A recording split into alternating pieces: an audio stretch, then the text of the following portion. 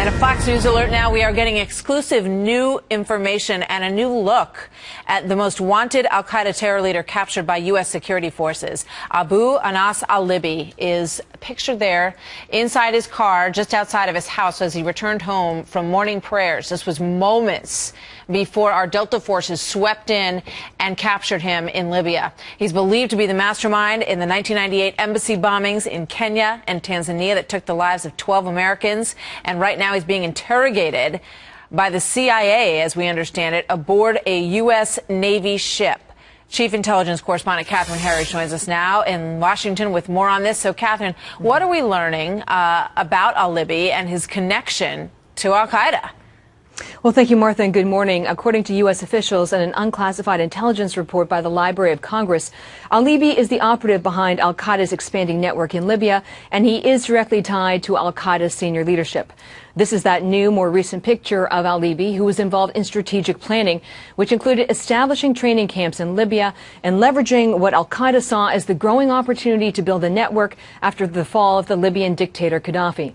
The congressional report finds that al-Libi was the main liaison between the network's leader Ayman al-Zawahiri and jihadists in Libya, with U.S. officials insisting his intelligence value is high because he began serving al-Qaeda in the 1990s.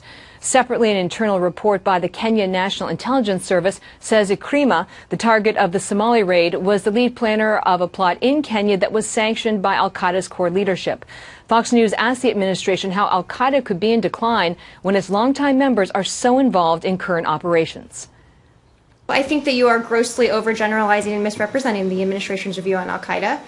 What we've said repeatedly is that al-Qaeda core in Afghanistan and Pakistan has been severely weakened because of our counterterrorism efforts.